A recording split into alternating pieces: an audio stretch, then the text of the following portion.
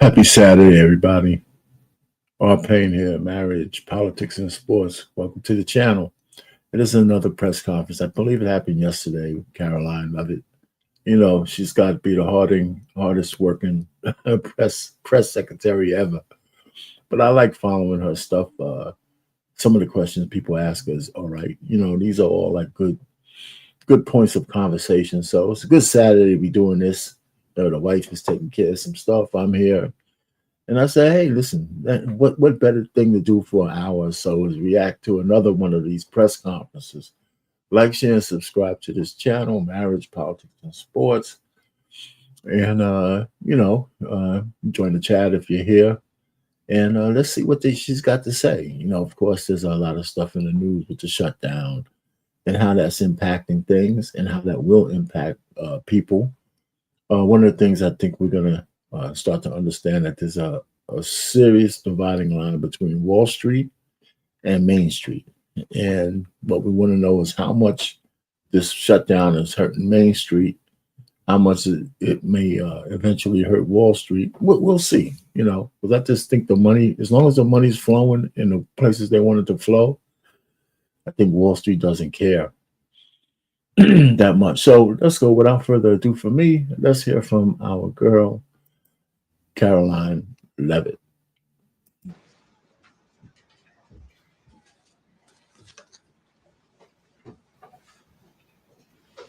Good afternoon, everyone. We are now in day 3 of the Democrat-led government shutdown. The Democrats continue to recklessly hold the American people hostage over their demands to give illegal aliens free health care. Republicans are fully unified behind passing nonpartisan clean funding bill, the exact same bill that Democrats approved back in March to reopen the federal government. But those same Senate Democrats are now voting against this clean funding bill and keeping the people's government closed. I understand Democrats will have an opportunity very shortly here to change course, and we hope that they will. There are significant personal impacts on millions of Americans as a result of this current government shutdown. The 1.3 million men and women of America's Army, Navy, Air Force, Marine Corps, Coast Guard, and Space Force who serve honorably and put their lives on the line to defend us all are not being paid. Military families are already seeking out food assistance because of financial anxiety caused by this Democrat shutdown. According to new reporting from the Military Times, staff members at the Armed Services YMCA food pantry distribution location near Fort Hood in Texas found a line of military families stretched around the side of the building yesterday at 5 in the morning. According to the staff who work there, that is, quote, not happened ever. They've already had a 34% increase this week over past weeks. President Trump and Republicans fundamentally believe we have a sacred responsibility to protect and provide for our military families with the resources they need to thrive. If Democrats believe in this very simple premise too, they should end this shutdown immediately. Unfortunately, the severe impacts of the Democrat shutdown extend beyond our troops. Nearly 7 million mothers, infants, and low-income families who rely on government-run food assistance will be in jeopardy if the WIC program runs out of money in the weeks ahead. The more than 13,000 air traffic controllers who ensure that Americans fly safely in airports across the country are currently working. One of the things I think Karoline and the president and everybody on the Republican side is missing, I guess, I don't know, if you're in prison with a person who has nothing to lose, it doesn't matter how catastrophic their actions are anymore. The Democrats feel that there's nothing to lose. They can sit down here and sit on his government shutdown for the rest of his term if that's the case. What's going to happen to them? They're already lost everywhere. So they're going to say at some point, they understand that if they just sit on it, even if they're losing the argument battle. I mean, there's a poll now that says that the Republicans are responsible for the shutdown, even though every Republican is voting to keep this up. The truth of the matter is that, first of all, Americans, a lot of them are dumb. right? I know a lot of, I mean, as a black man, I think a lot of black men, black people are dumb because all we did was vote for Republicans for 60, not Republicans, for Democrats for the last 60 years, and our inner cities are shitholes. So, and we got this asshole Brandon Johnson who hates his own skin. Now look what he's letting happen to Chicago. It took the federal government to shut down a known terrorist house. Anyway, but that's another story. So, I mean, the Republicans, you're not going to be free of this thing because if the government shut down and you're in charge, you know, it's not going to take too much propaganda to start to blame you. So, yeah, you know, it's the Democrats who won't come over, but as far as they're concerned, they have nothing to lose. They have absolutely nothing to lose. They can sit on this and watch just everything crumble that President Trump has in mind because the government is shut down. So it's a catch-22 that you guys are in. I think y'all might know that. So I'm not saying bend because I don't want to pay my tax dollars for any goddamn illegal aliens or transvestites and none of that stuff. I don't want to do anything like that. But there's got to be a way. You're just not going to be clean in this thing. Everybody's hands going to be dirty, bloody. There's just no way around it. Without pay. The National Flood Insurance Program is in danger of lapsing, which could leave families without necessary help if a disaster strikes, and we are in the middle of hurricane season. Critical services offered at Social Security field offices are reduced for senior citizens and disabled Americans. Helpful transition assistance programs are not being provided for veterans who fought to defend our country and are now trying to re-enter civilian life. The economic consequences of this shutdown are piling up every day.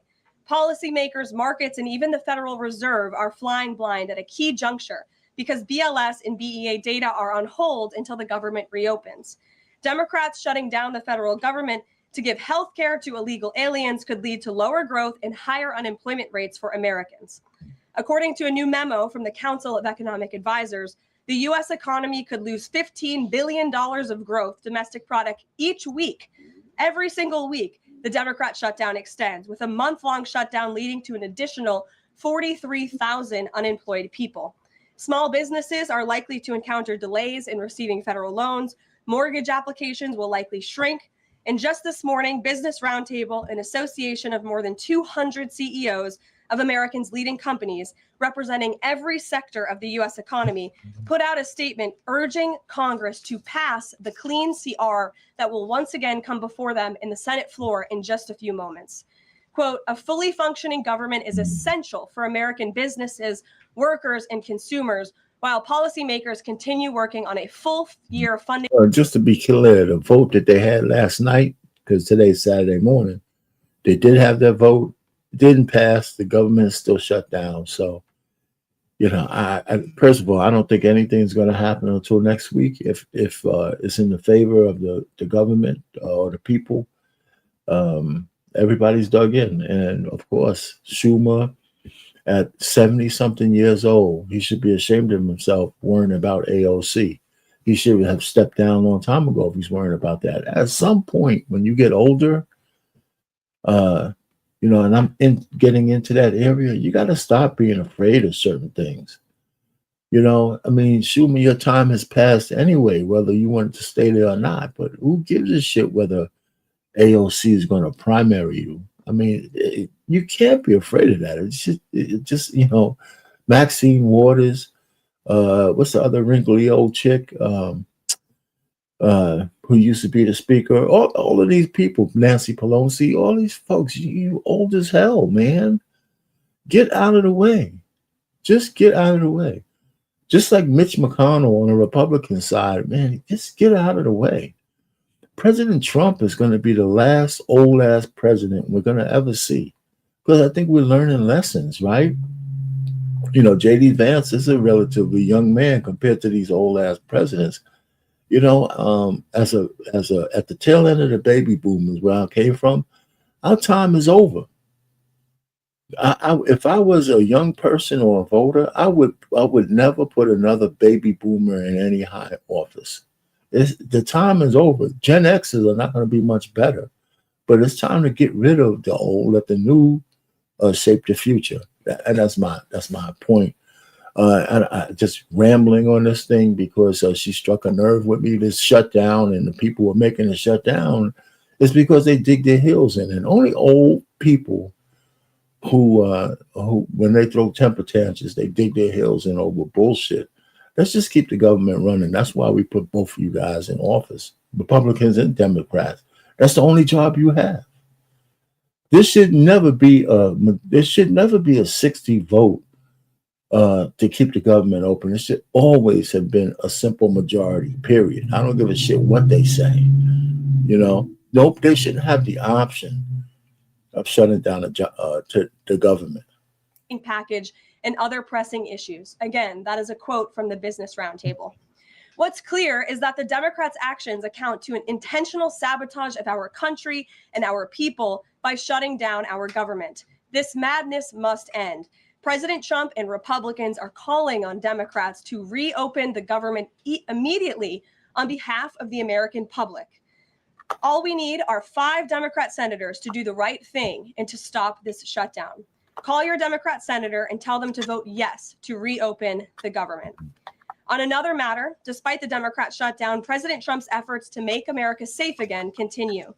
President Trump believes that American cities should be the safest places on earth, and he is committed to making this a reality. We've already seen that President Trump successfully made D.C. safe again in only a few weeks. That same crime crackdown will continue to happen in cities across the country and is happening in Portland, Oregon. President Trump will end the radical left's reign of terror in Portland once and for all. The president has directed Secretary Hegseth to provide all necessary troops to protect war-ravaged Portland and any ICE facilities under siege from attack by Antifa and other left-wing domestic terrorists. What's been allowed to happen in Portland, and we saw disturbing video footage of this last night, this is not peaceful protesting. This is left-wing anarchy that has been destroying this great American city for years, leaving... Listen, I tell you what, the law enforcement, this is why I think all American citizens should be really concerned. When you see the police being told by the mayor and the government of any state and any city that to stand down because they are protesters and let them get away with destroying property, hurting people, burning the flag, doing all criminal loitering, making noise. I as a black man, I remember police coming down our block, making us turn down the music just because we were having fun, right? One neighbor somewhere, maybe not even on our block, saying, the music is too loud. And so here we're talking about these guys got bullhorns. They're crazy. Portland is a godless city. It's a godless city. It's a godless city.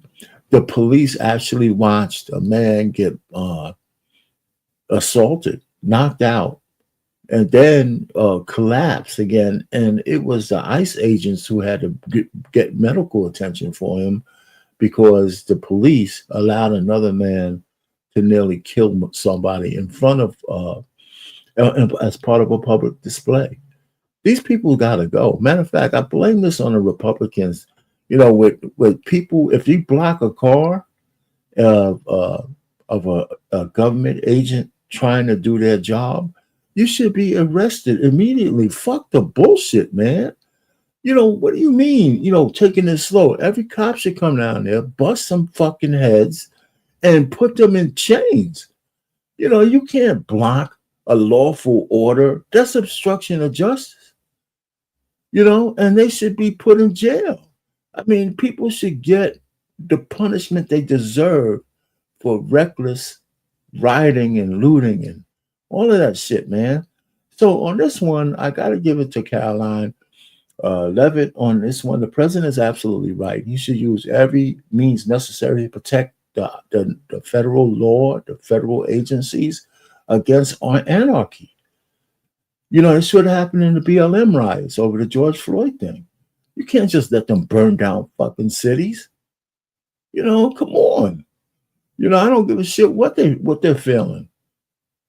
Police officers battered, citizens terrorized, and business properties damaged. Since early June alone, Antifa terrorists have laid siege to the ICE field office in South Portland. These radical left-wing lunatics have violently breached the ICE facility by using a stop sign as a battering ram, hurled explosives and other projectiles at law enforcement, repeatedly assault and dox officers, berate their law-abiding neighbors, and have even rolled out a guillotine in front of the ICE facility. And more people should be reporting on that. President Trump has sent federal law enforcement to protect federal assets and arrest those fueling this violence. Just last night, we saw an extremely troubling incident where conservative journalist Nick Sorter was captured on video being taken into custody by the Portland police after he was ambushed by Antifa and was defending himself from these assaults. But instead of arresting these violent mob members night after night after night who are ravaging this community, the police arrested a journalist who was there trying to document the chaos, and everyone in this room should be extremely concerned about that. The Department of Justice spoke with that journalist this morning, and they will be launching a full investigation into his arrest. This incident is part of a troubling trend in Portland where left-wing mobs believe they get to decide who can visit and live in their city. It is not their city. It is the American people's city, and President Trump is going to restore that. I just spoke with the president about this, and he has directed his team here at the White House to begin reviewing aid that can potentially be cut in Portland. We will not fund states that allow anarchy. There will also be an additional surge of federal resources to Portland immediately, including enhanced CBP and ICE resources. Law and order will prevail, and President Trump will make sure of it. With that, I'll take your questions, and we will begin today's briefing with our new media seat, Amanda Head from Just the News. Amanda, thank you for being here. Thank you, Karoline. On that most recent topic that you mentioned, reportedly Portland police have not been able to engage protesters to the degree that they normally would. Does the president plan on handling this from that angle as well with city leaders? Yes.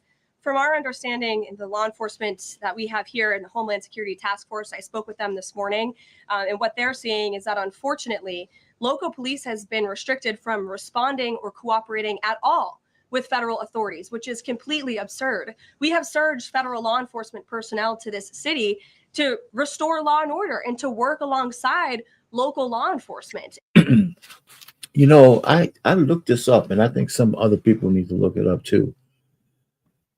There's no law, there's no rule saying that local police should cooperate with federal law enforcement. And they say there's some reasons for that in terms of that they can't have the feds deciding how the local police should run their operations.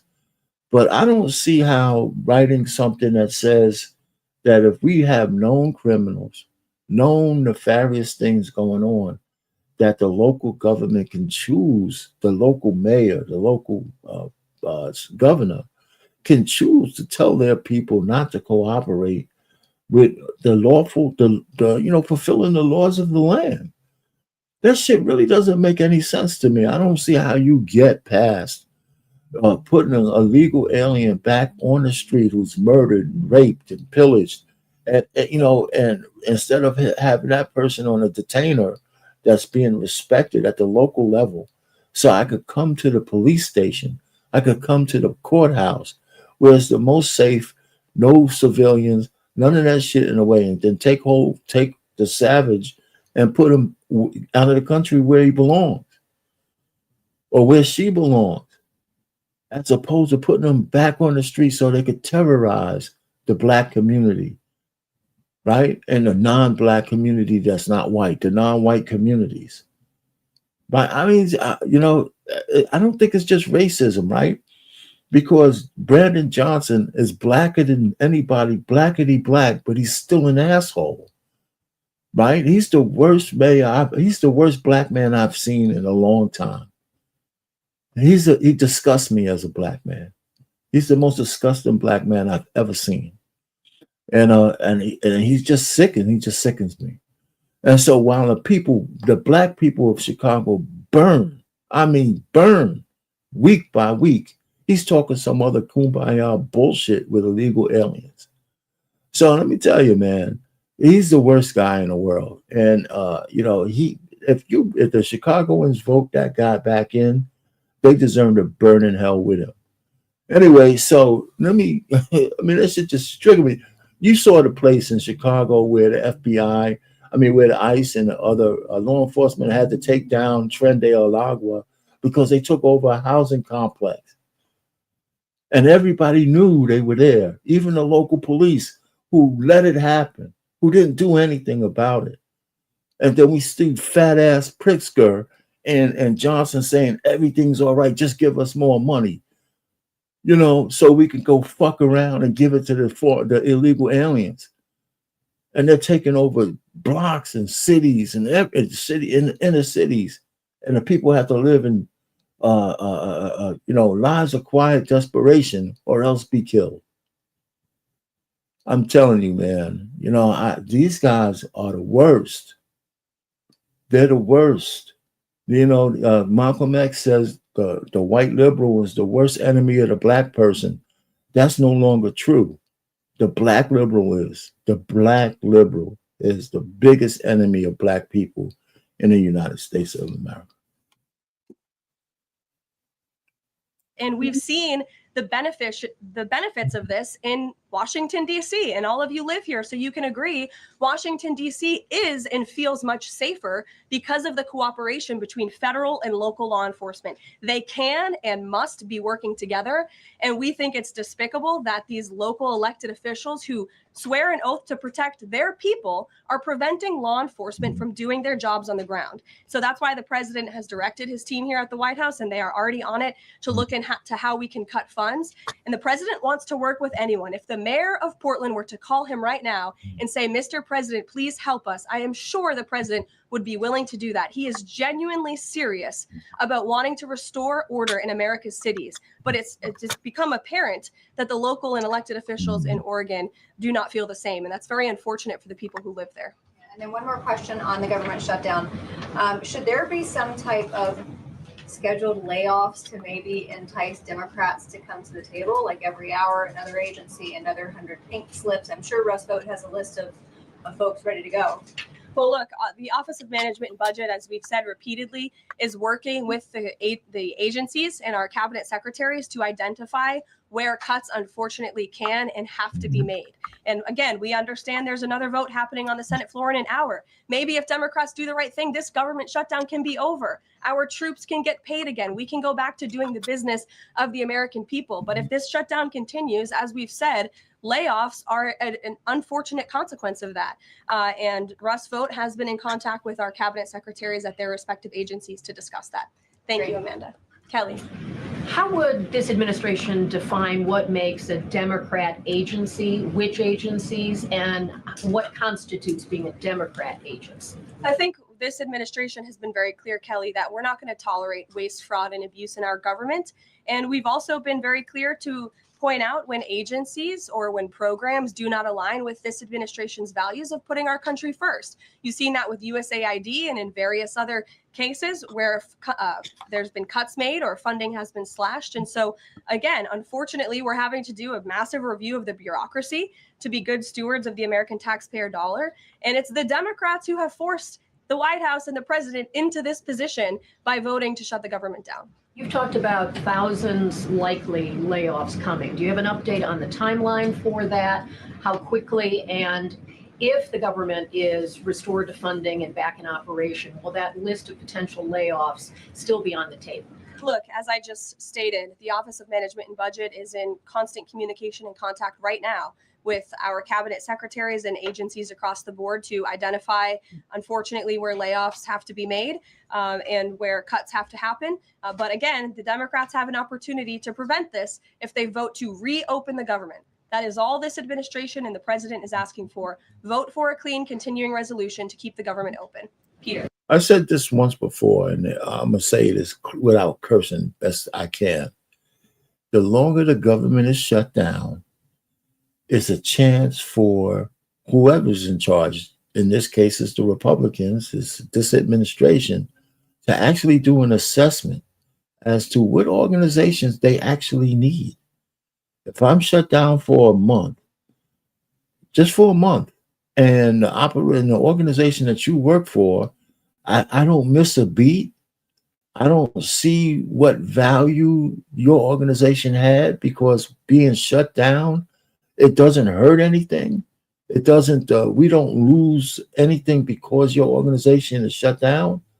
Then when I get back up, I'm going to do a reevaluation as to whether we need that part of the organization or not. It's an opportunity, right? Every time, in stock market parlance, when the market goes down, you make an assessment on why it went down, and you say, well, shit, is this an opportunity to buy? Right? Because people are panicking and doing stupid stuff on a company that all their numbers, their fundamentals are good, but the market's down because of some sentiment or the other. People look at that as an opportunity. So with the government being shut down, even though it's tragic for some, depending on an unemotional look at all of the agencies we have, we could determine which ones need to be started back up. It's an unfortunate part of life, but, some people's bad news is an opportunity for others. So that's what this is all about right now. And it's all because the Democrats opened that door. They opened that door, so, I try not to curse in this one, but that's exactly what's going to go on. It's just a fact of life. Thank you, Karoline. During the campaign. Thank you, Peter. I was raised to say thank you in the White House briefing room. During the campaign, President Trump said that he did not know anything about Project 2025. Now he knows about it. Is that the blueprint for shrinking the government? Look, the blueprint is what the president and his team and his cabinet secretaries ultimately decide. And the president trusts his cabinet secretaries to identify where there is waste, fraud, and abuse. We pointed out this morning, or Russ Vogt tweeted about this morning, a Chicago rail project that was canceled. We paused $2.1 billion in Chicago infrastructure projects, specifically the Red Line extension and the red and purple modernization projects. And it's because the administration is concerned that the Biden administration was handing out taxpayer dollars to pay for this construction based on DEI. DOT is reviewing the race-based contracting on unconstitutional grounds. And in the meantime, the Department of Transportation funds for these projects are on hold. So, all right, on this one, I have to be fair. As much as I can't stand Brandon Johnson for being such an asshole about bragging about putting black faces in high places, the president can't throw no stones there. Ain't nothing but white faces around him. I mean, you can't throw any stones. All the people you put in charge, Karoline, Leavitt, from anywhere, they're all white. You got maybe one black guy we never see as a cabinet member. So, even though Brandon Johnson's an asshole, and bragging about, the one thing Trump didn't do is say, look at all my great white people. He never did that. That might be the way it looks, but he never came out and said, look at my great white boy. I got a white boy here, a white woman there. He never did that, even though in truth, he's hiring white people around him. So the difference is Brandon Johnson's making it the president has plausible deniability because he never came out and said, I'm just going to hire white people. Brandon Johnson, as an asshole that he is, he could have hired those very same people, but didn't say anything about it. Didn't make it an issue. Didn't make it like I did it because I want to put a black face in a high place. That's the difference. Just like Ketanji Brown Jackson being a DEI Supreme Court justice, that's because fucking Biden said, I'm going to put a black woman on the court, which automatically means he was to discriminate against every other woman or person, period, for that seat. Shut up about it. I mean, the same thing with Kamala Harris. I want to put a person of color as my VP. I mean, why are you saying these things? You put a stamp on these people by doing that. Even though she's not a good justice, because based on her rulings, Brown Jackson could have been an excellent pick if you just shut your mouth up. Turns out she's a horrible pick, but she didn't have to be. And she could have been a black woman. You just didn't need to say anything about it. You didn't need to put a scarlet black on her forehead saying, I put you in this thing because you're black and you're a woman. I mean, come on. That's what the Democrats keep doing so they could pander to the idiots out there. But on this one with Brandon Johnson, even though he probably did it because he's a racist idiot in some areas, the president can't throw too many stones because there's nothing but white people around him in very high places. So on that one, man, I'm kind of in the middle. But withholding the money from Johnson, I don't have a problem. You could find any reason to stick that guy in the back. He's an asshole. I guess this answers both of your questions. This would be an example of that. And just because there's so much shutdown talk, something different. What do you guys think about the NFL's decision to name Bad Bunny as the Super Bowl halftime performer, somebody who has not scheduled shows in the U.S. because he says that he's worried that ICE is going to come and arrest his fans? Well, look, I know there are many in this room who are very anxious to hear the president's response to Bad Bunny being the halftime show, so I won't get ahead of him. I won't reveal what he feels about this. Next time you all ask him a question, you're welcome to do that. I have my own feelings on that, but that's not what I'm up here to talk about. As far as ICE being at the Super Bowl, as far as I'm aware, there's no tangible plan for that in store right now. However, of course, this administration is always going to arrest and deport illegal immigrants when we find them. If they are criminals, we're going to do the right thing by our country. Kate. Did the president and Russ Vogt decide yesterday in their meeting which cuts they wanted to make to agencies and which ones would be permanent? Again, I've kind of answered this question a few different times now. It's been asked in a few different ways. Their discussions continue between the Office of Management and Budget and cabinet agencies across the board, and they are actively identifying where these cuts and these layoffs have to be made as this government shutdown hopefully does not continue. And on Hamas, the president said that if Hamas rejects the proposal, that Netanyahu would have his full backing to finish the job. A UN report found that Israel was committing genocide in Gaza. Does the president have concerns about the civilians being killed, the worsening humanitarian crisis, and are there limits to what the White House would support when it comes to Israel's actions in Gaza? Look, the president has deep concerns about all of the atrocities that have taken place in the Middle East over the past few years. It's deeply unfortunate that he inherited this mess from the Biden administration. If you all recall, under President Trump in his first term, the Middle East was on a pathway for peace and prosperity. There was the historic signing of the Abraham Accords. Israel was on a path to normalization between Arab and Gulf nations, and we hope that can continue. But right now, the president has made it very clear to Hamas that this is an acceptable and detailed proposal that they must accept, or the consequences are going to be very grave for them. And he has given what does that really mean? The consequences are going to be grave. They've killed half the population of Palestine already. They destroyed level everything. What's grave? What are you talking about? These veiled threats are meaningless. Hamas is, I don't even know why they even calling this a war. It was never a war.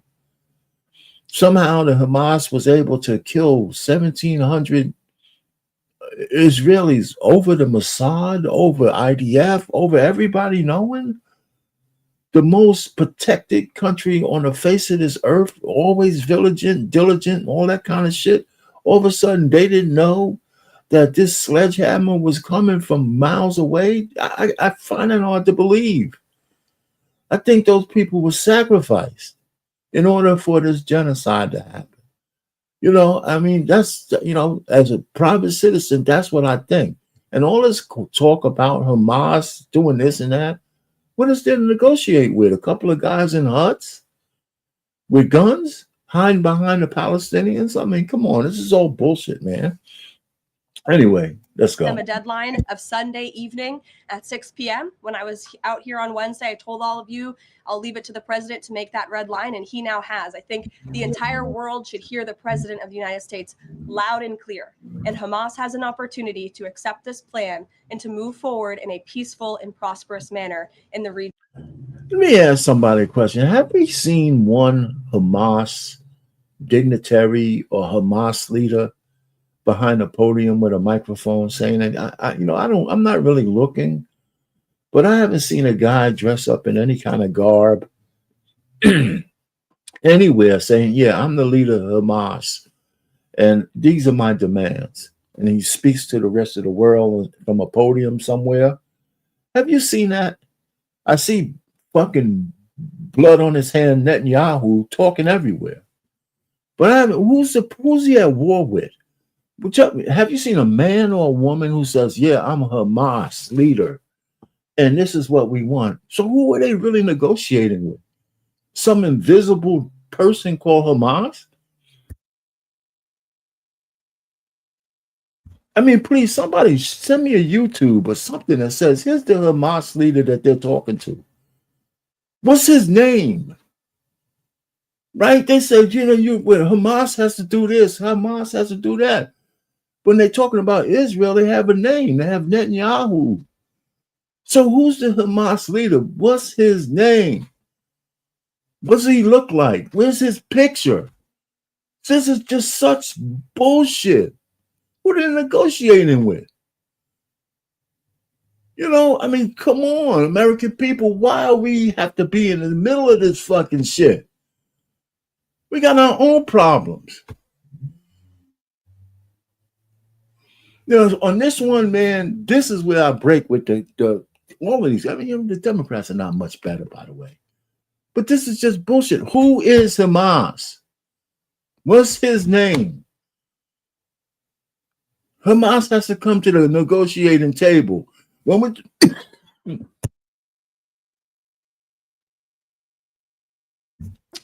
getting choked up.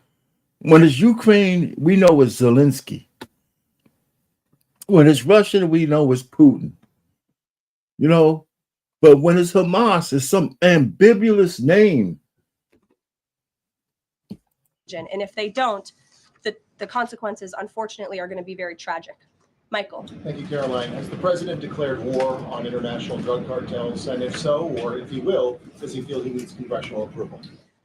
As the White House has said many times, the president has directed these actions, these strikes against Venezuelan drug cartels and these boats, consistent with his responsibility to protect the United States interests abroad and in furtherance of the U.S. national security and foreign policy interests. This is pursuant to his constitutional authority as commander-in-chief and the chief executive to conduct foreign relations. In each of these cases, Michael, the vessels have been assessed by the U.S. intelligence community to be affiliated with designated terrorist organizations engaged at the time in trafficking illicit drugs to our country. The president has been very clear, dating back to the campaign trail, that he is always going to do what's in the best interest of the American homeland. And he also promised the American people he was going to end the drug epidemic that has taken far too many American lives. And you're seeing those actions play out almost every single day here. One last question on the shutdown, Karoline. Hakeem Jeffries has said that President Trump is in the Presidential Witness Protection Program since the shutdown has begun. What's the White House's reaction to that? That's just more ridiculous fodder from Hakeem Jeffries. As you all know, because you're here every day, the president is literally working around the clock right now. I think he has a swearing-in ceremony, or he already did. He has several meetings on the books today. He literally works 24/7. Anyone who works in this place or covers this place, as you all do, knows that to be true. And Hakeem Jeffries and the Senate Democrats should get back to work in a few minutes and vote to reopen the government. Emily. Thank you, Karoline. You spoke earlier about the energy and infrastructure projects that Director Vogt paused. Will the White House agree to restore that funding as part of the deal to end the shutdown? Well, I won't make any agreements here. Senate Republicans are talking with their colleagues on the Democrat side. But right now, Russ Vought is doing what he's been tasked to do in the midst of this government shutdown, which is to look at funds that need to be temporarily halted or need to be canceled. And Chicago is just another example of that. Karoline. Go to Libby in the back. Thank you, Karoline. I have two questions for you. One on the FDA, but first on the shutdown. Sure. Will the administration, if this government shutdown ends, still move forward with firing thousands of federal workers? Look, as I've said repeatedly, Libby, right now we want the government to be open. Layoffs are an unfortunate consequence of a government shutdown, and it's something the administration is examining. If the government is reopened, we're going to get back to doing what we were doing last week and the week before, working on the issues that the American people care about. And then on the FDA, they just approved that new abortion pill, and it's causing a lot of uproar among Republicans. What is the president's response to that, and does the administration plan to have that FDA approved? Well, the Secretary of Health and Human Services, Bobby Kennedy, has put out several statements on this. The HHS's decision, it's not an endorsement of this drug by any means. They are just simply following the law. And as they put out in their statement, by law, the Secretary of Health and Human Services must approve a generic drug application if the application demonstrates the generic drug is the, quote, same as the brand name drug. Generic applicants are not required to submit independent evidence proving safety and effectiveness. As such, FDA's decision to approve a second generic version does not address the merits of the current safety program. HHS is reviewing adverse effects to ensure that FDA's required safety program for the drug is sufficient to protect women. This safety review equally applies to generic versions of this drug. So FDA and HHS are following the law. It's, again, not an endorsement of the drug itself. Mary. Thanks, Karoline. 2 questions on the shutdown. You've argued that these impending layoffs are necessary to keep essential services up and running, but that has never been the case in any previous shutdown. Even when the government was shut down for 35 days in Trump's first term, you've never had to lay off thousands of workers to keep essential services up and running. So why are layoffs now necessary in this shutdown? Because we have an administration and we have a president who are wholeheartedly focused on restoring fiscal sanity to our government and doing the right thing by the American taxpayer. We are $37 trillion in debt, and the federal government is currently shut down. There is no more money coming into the federal government's coffers. And as you've also seen since the beginning in January, this administration is focusing on waste, fraud, and abuse. And so Democrats have given this administration an unenviable choice to have to take a look at the balance sheet and identify where these cuts and layoffs can be made. And you just said this is an unenviable choice, that this is an unfortunate consequence, but the president has described this as an unprecedented opportunity to lay off additional workers. He's posted a video likening Rust Vote to the Grim Reaper. So which is this? Is this an opportunity to fire more workers or an unfortunate consequence? Look, the president likes to have a little fun every now and then, and I think both things can be true at the same time. The Democrats have given the administration this opportunity, and we don't like laying people off. Nobody takes joy in that around here. And if you think that, then I think that's very sad. You view the White House and our staff as wanting to put people out of work. Nobody wants to do that, but sometimes in government you have to make tough decisions. Carrie. Going back to Portland, as far as the city council there is concerned, they appear to be very sympathetic towards the protesters over at the ICE facility. Is the White House considering invoking the Insurrection Act over in Portland? Is that something they are considering? Also, as far as the Portland City Council is concerned, are they looking at the members there who are going to be helping out these protesters as far as suggesting to get burner phones, et cetera, et cetera? That's not something I've heard that's under consideration or discussion at this time. Caroline. Who's ever yelling in the back? Go ahead. Me. Sure. Thank you. Bianca Gracia here. And I have a question. This week, the Democrats have chosen illegals over hard-working Hispanic Americans during Hispanic Heritage Month, causing the White House to cancel the celebration with the president. Is the president open to letting the Hispanics who overwhelmingly voted for him have their own fiesta in the White House lawn opposed to the fancy, we don't need fancy schmancy, right? You can give us the backyard and we'll fill it all in and have in our own fiesta. Is the president open to that? I had no idea she was going to ask that question. I just want to preface that. I've never met you. I just want to say that, but welcome to the briefing room. I love your energy. I can't personally unilaterally promise the South Lawn grounds. We have some construction going on out there, but I know that everyone here views it as very unfortunate we had to cancel or hopefully just reschedule the Hispanic American Heritage Month event. And it's because we are working around the clock during this government shutdown. When the Democrats vote to reopen the government, that event will be back in the planning stages. Brian, go ahead. Very much. Welcome to the briefing room, by the way. I was with the Secretary of War and the Attorney General in Memphis just the other day as we were going to a command center. And I noticed a billboard along the highway that said, Memphis welcomes the National Guard. Now, what is your message today to Democrat mayors watching us right now that suffer from TDS and they cannot get Trump out of the way to saving their city, Portland being one of them?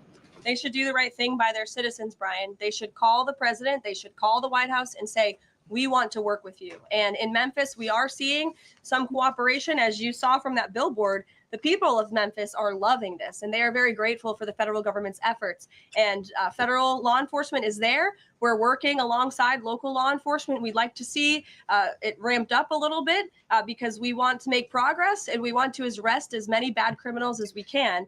Since Monday, I do have some updated statistics from the Homeland Security Council this morning. Since Monday, 153 arrests have been made in Memphis, including 5 gang members. 48 illegal guns have been seized, and 5 missing children have already been recovered.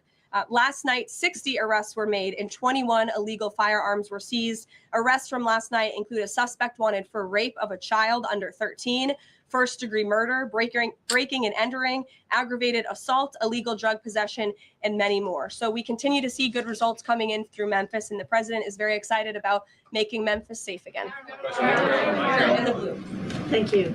At the top of the briefing, you made a statement about that the Democrats are interested in giving health care to illegal immigrants. Yes, they are. U.S. law already prohibits that. It's a 1996 law saying that they cannot give unauthorized immigrants any federally subsidized health care coverage through Medicaid, the Affordable Care Act, or the Children's Health Insurance Program.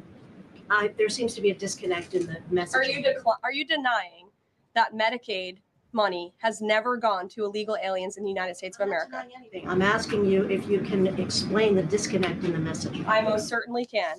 The Democrats' proposal, their continuing resolution, let me just reiterate, the Republicans' continuing resolution was a clean continuing resolution. There was no partisan politics injected into it. There were no conservative wish lists injected to it. What the Republicans want and still want to this very second is a clean continuing resolution to fund the United States government.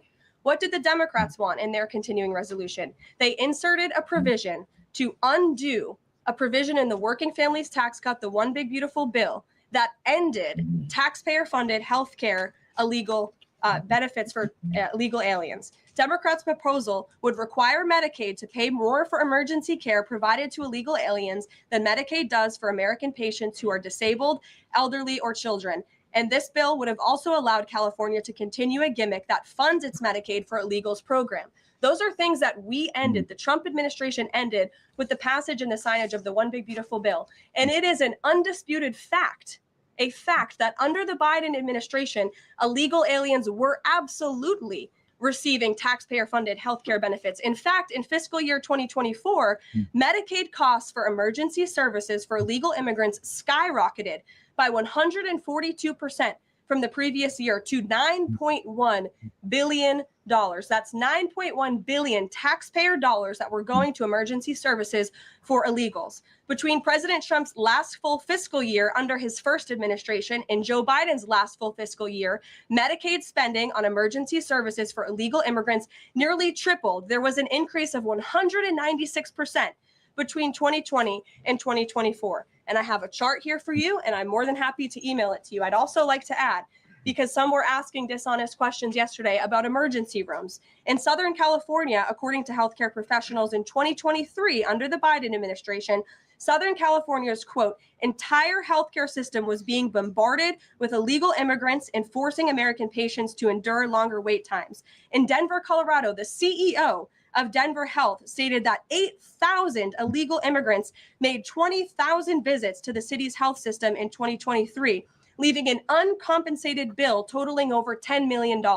So when an illegal alien goes to the emergency room, who's paying for it? The American taxpayer. The main safety net hospital in Denver had to turn away patients due to the massive influx of illegal immigrants into the community. And UC Health Hospitals in 2024 reported their system was under stress from an increasing number of migrants. As a result, according to the head of emergency departments and urgent cares across the hospital system, quote, access is impeded for everyone. These are healthcare professionals who dealt with this directly, and there's a lot more where that came from. It is an undisputed fact that Democrats want to give taxpayer-funded healthcare benefits to illegal immigrants, period. Ed. Yeah, thank you, Karoline. Is the president talking directly to Democratic senators to try and get their vote for a clean CR? The Senate Republicans are speaking directly with moderate Democrats. I understand those conversations have become very serious, and we hope positive in the right direction so that Democrats will do the right thing. I don't know if you saw overnight a refinery in California went up in flames. Is the president going to help the governor should gas prices spike, or could he help the governor? Look, I know the administration and the White House are aware of that situation that took place. I don't have any announcements for you, Ed, on that. Has the president seen the first draft of the commemorative coin that the Treasury is doing for the 250th anniversary? It has his face on it. Oh, I'm not sure if he's seen it, but I'm sure he'll love it. Kara. Thank you, Karoline. It's now being reported that former President Biden's DHS and TSA placed peaceful January 6th protesters and even Americans who refused to wear masks during COVID onto watch lists usually reserved for terrorists. Most of these people were not charged with crimes. Does the White House have a comment on the prior administration violating the free speech and due process of these Americans? And where is the outrage from the left that claims to stand for due process and free speech? And after that, I have another question about protecting journalists from Antifa.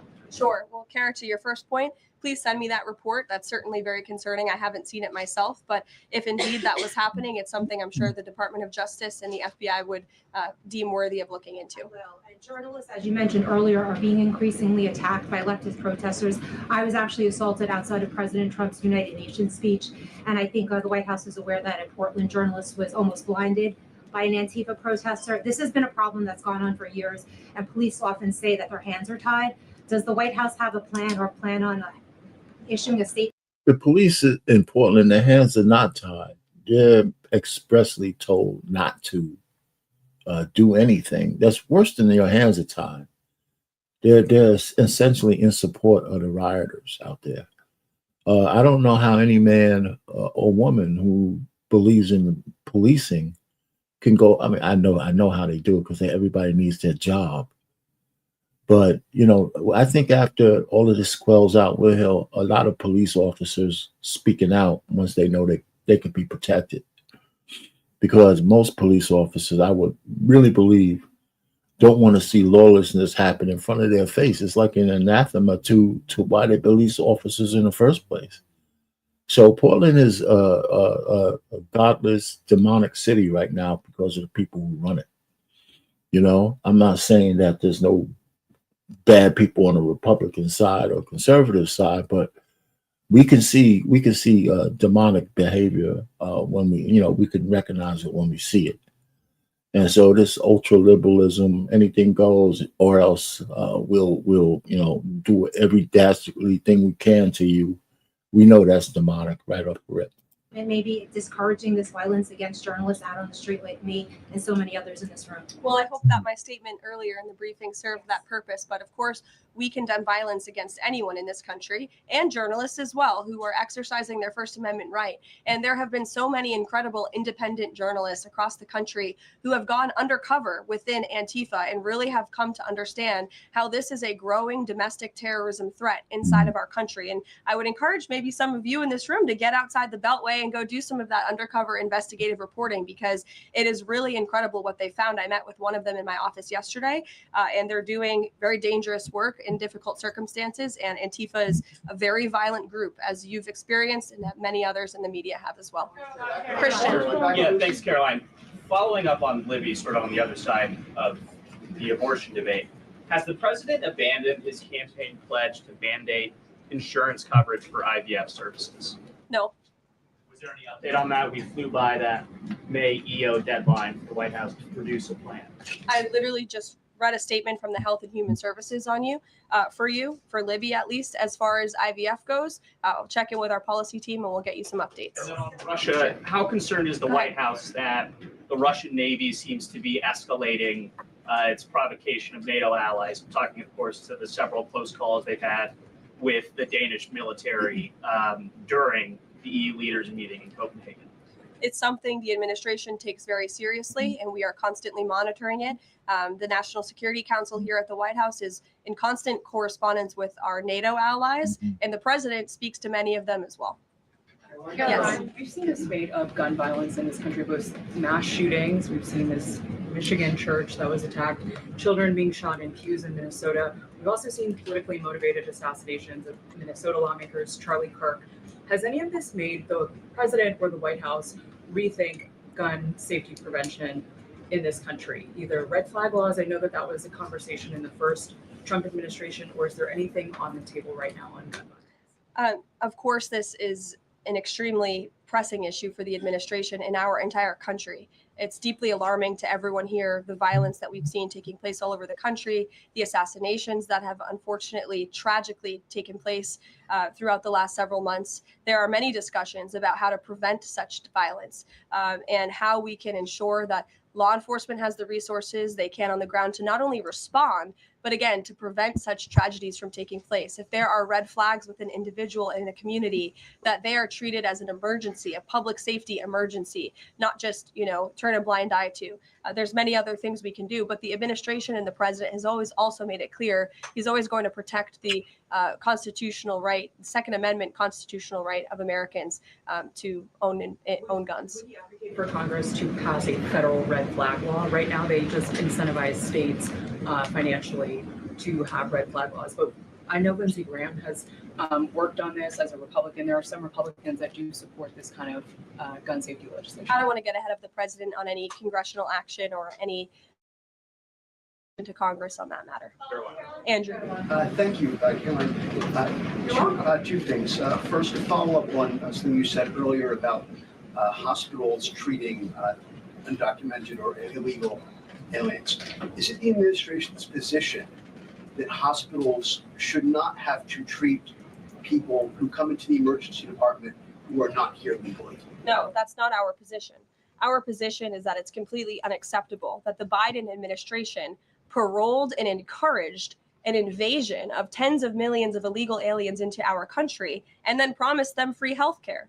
And the Democrats are on the record repeatedly stating that they believe illegal aliens should have healthcare benefits, free healthcare benefits in the United States of America. So that is a recipe for a disaster. Of course, you're going to encourage a mass illegal invasion of our country, which is exactly what happened. And we've seen the unfortunate consequence of that, where American patients are being put last, where American patients are having to wait in wait rooms, where grandmothers and grandfathers are waiting hours and hours for care because they're being put behind the line to illegal aliens. And we don't see. Now, if the guy was a good journalist, right? He said, now that these guys should ask the question, starting with the fact that the Biden administration put the American people in a pickle by allowing all these illegals in the country in the first place.